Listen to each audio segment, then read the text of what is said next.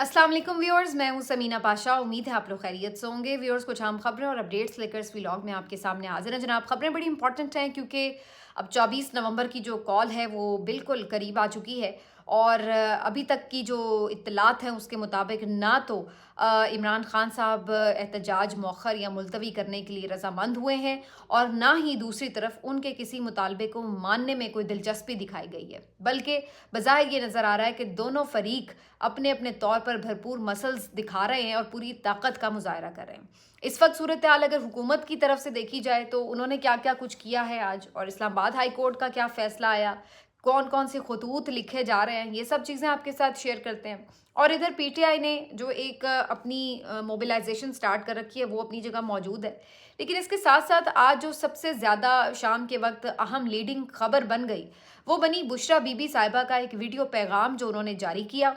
और उसके बाद मकसद तो इसका ये था कि जो इमरान खान साहब का पैगाम है कौम के नाम, वो बुशरा बीबी साहिबा के थ्रू उस वीडियो के ज़रिए लोगों तक पहुँचे। लेकिन ऐसा उन्होंने क्या कह दिया जो कि काफ़ी तनकीद की जद में आ गई वो। और इवन यानी बज़ाहिर पीटीआई के बहुत से जो हामी और हमदर्द हैं वो भी उनके इस बयान को गैर ज़रूरी और तनकीद करते नज़र आए। तो ये सारी सूरत हाल क्या थी, मेरा इसके ऊपर वर्जन क्या है, ये भी आपके सामने रखेंगे और आगे चल कर बात करेंगे कुछ मुल्क में अमन व अमान की सूरत हाल की भी, और अफसोसनाक जो वाक़यात हो रहे हैं उनके बारे में भी डिस्कशन करेंगे। आपसे रिक्वेस्ट है कि चैनल को सब्सक्राइब कर लें अगर अभी तक सब्सक्राइब नहीं किया। तो जी बात करते हैं शुरू आज बुशरा बीबी के पैगाम के हवाले से। बुशरा बीबी साहिबा, आप सबको मालूम है कि कोई ऐसी मीडिया फ्रेंडली नहीं है और हर वक्त वो मीडिया पे आके गुफ्तगू भी नहीं करती। बहुत कुछ उन्हें कहा गया, बहुत कुछ उनके मुतल्लिक चलता रहा मीडिया पर, लेकिन उन्होंने कभी आके खुद बज़ाहिर बराह रास्त जवाब नहीं दिया। लेकिन आज बहुत एक लंबे अरसे के बाद जो आखिरी मैंने उनका वीडियो कोई गुफ्तगू देखी थी वो नदीम मलिक साहब का इंटरव्यू था, और उसके बाद आज कई सालों के बाद उनका एक वीडियो पैगाम जारी किया गया है और ये फाइनल कॉल के सिलसिले में वीडियो पैगाम जारी किया गया था। 24 नवंबर को एहतजाज की कॉल है और बुशरा बीबी साहिबा का एक रिकॉर्डेड वीडियो पैगाम आज सोशल मीडिया पर जारी किया गया, जिसमें बुशरा बीबी साहिबा ने 2-3 अहम उमूर के ऊपर बात की।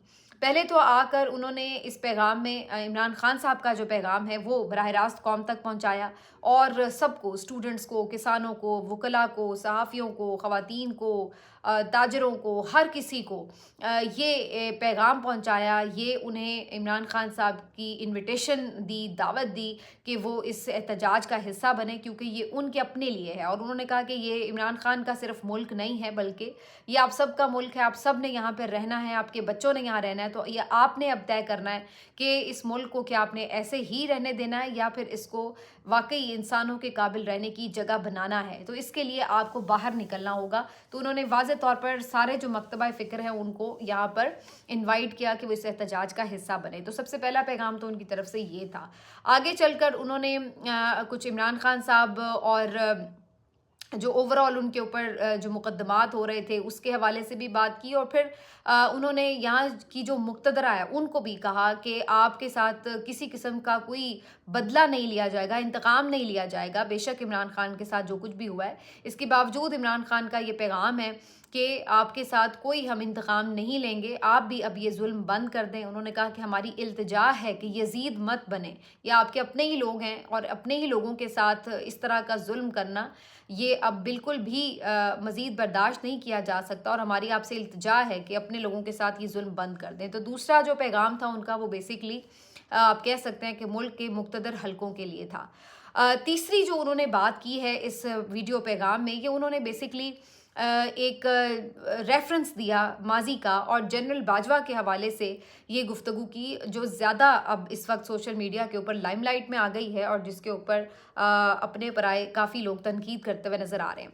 इस गुफ्तगू में बुशरा बीबी साहिबा कहती हैं कि उन्होंने ख़ुद भी इस बात को मेंशन किया कि पता नहीं मुझे ये बात आपसे डिस्कस करनी चाहिए या नहीं, लेकिन ये मेरे इल्म में है तो मैं आपको ये ज़रूर बताना चाहती हूँ कि इमरान खान की मुखालफत क्यों शुरू हुई है। तो बेसिकली उन्होंने उसका ये रीज़न बताया कि इमरान खान साहब का जो एक मजहबी रुझान है उसकी वजह से उनको बहुत ज़्यादा तनकीद और मुखालफत का सामना करना पड़ा, और उसके रेफरेंस के तौर पर उन्होंने जनरल बाजवा के हवाले से एक वाक़या भी कोट किया। और उन्होंने कहा कि जब इमरान खान सऊदी अरब गए और मदीना मुनव्वरा में नंगे पाँव चले اور اس کے بعد جو ہم لوگ جب وہاں سے یعنی عمرہ کر کے واپس بھی آئے تو اس کے بعد یہ ایک افسوسناک صورتحال تھی کہ یہ کالز آئیں باجوہ کو، اور یہ باجوہ صاحب نے مختلف صحافیوں کو بتایا بھی، مختلف جگہوں پر وہ یہ بات کوٹ کرتے تھے کہ جی مجھے تو یہ کالز آئی ہیں کہ یہ آپ کس کو اٹھا کر لے آئے ہیں، یہ تو ہم تو چاہتے ہیں کہ شریعت ختم ہو، اور یہ تو اسلام کے ٹھیکیدار آپ اٹھا کے لے آئیں، یہ تو اور زیادہ اسلامی رجحان رکھتے ہیں۔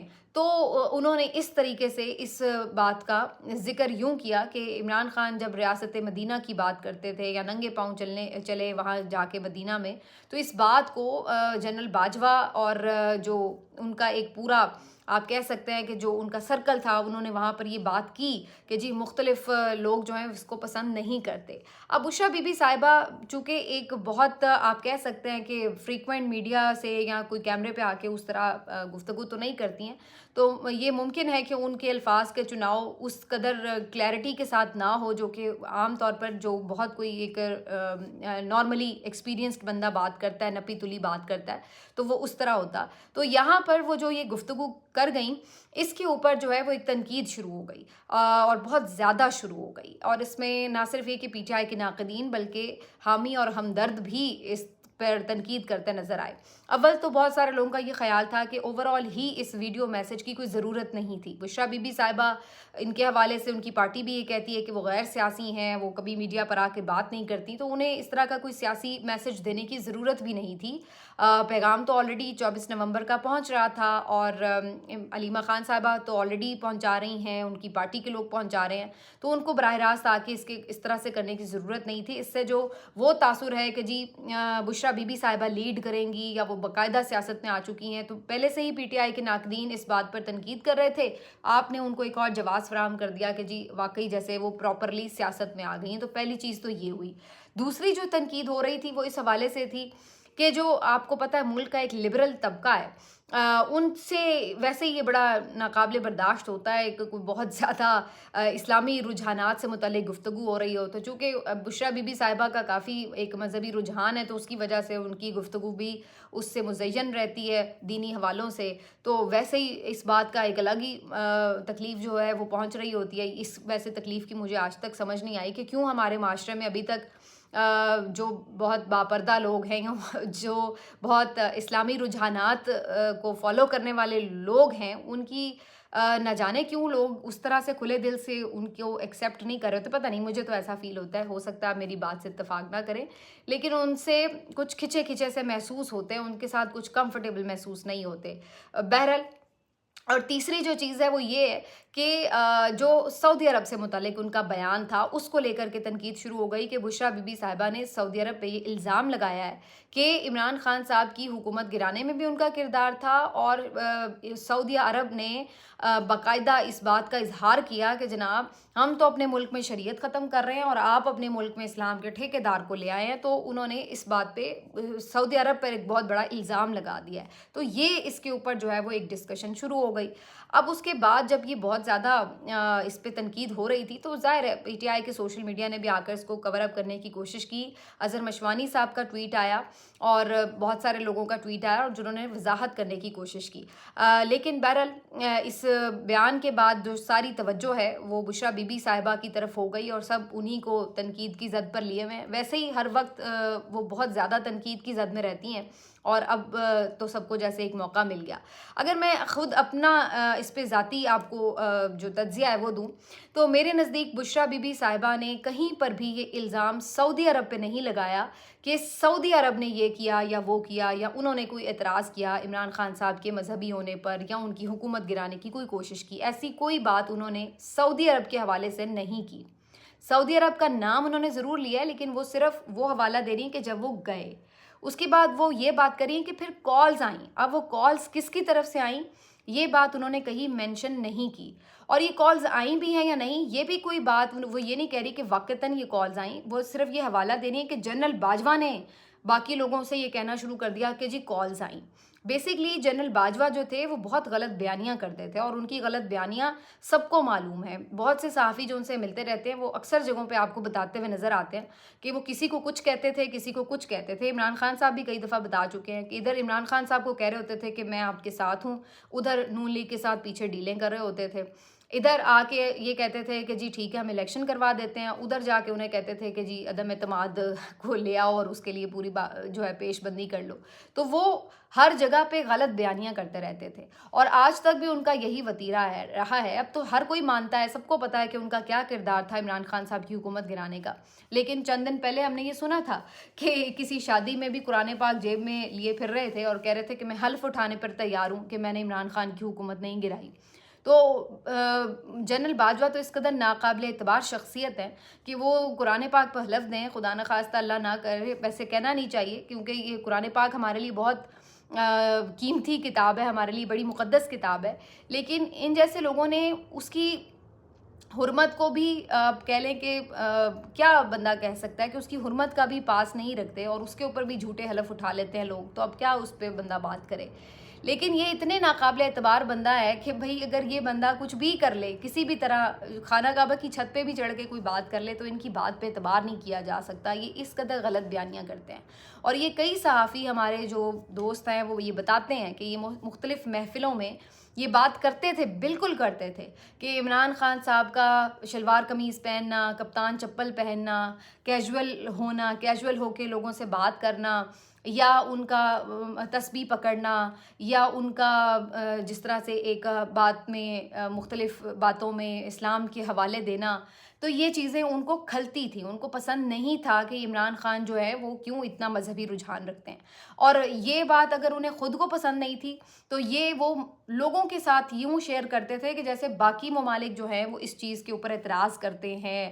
اب یہ کسی حد تک ان کی بات مغربی ممالک وغیرہ کے حوالے سے میں بھی ٹھیک بھی ہو کہ عام طور پر مغرب میں لوگوں کا یہ خیال ہوتا ہے کہ جو بہت اسلامی رجحان کے لوگ ہیں وہ کچھ شاید ایکسٹریمسٹ ہوتے ہیں، یا کوئی بھی اس ٹائپ کا ان کے ذہن میں خدشہ ہو سکتا ہے. تو وہ اس طرح کی باتیں جو تھی وہ محفلوں میں کرتے تھے کہ انہیں اس چیز سے پرابلم تھی عمران خان صاحب کے. تو یہ بات تو سب صحافی اس بات کو کنفرم کر سکتے ہیں. لیکن بہرحال بشریٰ بی بی صاحبہ کی اس سٹیٹمنٹ کے اوپر میرا تو یہی رد عمل ہے کہ انہوں نے ایسا کہا نہیں، لیکن ان کی جو سٹیٹمنٹ ہے اس کو کافی آؤٹ آف دا کانٹیکسٹ جو ہے اس کو پلے کرنے کی کوشش کی جا رہی ہے، اس کے اوپر تنقید ہو رہی ہے. لیکن یہاں پر ایک بات پہ ضرور بات کی جا سکتی ہے، وہ یہ کہ اس موضوع پر، اس نازک موڑ پر بشریٰ بی بی صاحبہ کو ایسا کوئی حوالہ دینے کی، یا جنرل باجوہ کی بات کرنے کی، یا سعودی عرب میں جا کر جو واقعہ پیش آیا یا کچھ بھی، تو یہ ساری چیزیں کرنے کی میرا خیال ہے ضرورت نہیں تھی. بیسکلی اگر وہ ویڈیو پیغام نہ بھی دیتی تب بھی کوئی فرق نہیں تھا، لیکن اگر انہوں نے دینا ضروری سمجھا تو اس کو بہت مختصر اگر 1-2 منٹ کی ویڈیو بنا کے صرف جو پہلا حصہ تھا جس میں وہ یہ بات کر رہی ہیں کہ خان صاحب نے ان لوگوں کے لیے پیغام دیا ہے، وہ اتنا کافی تھا. اس سے آگے بہت زیادہ ڈیٹیل میں بات لے جانے کی ضرورت نہیں تھی. بعض اوقات جب آپ بہت طویل بات کرتے ہیں تو آپ کی بات میں غلطیوں کی گنجائش پھر زیادہ ہو جاتی ہے.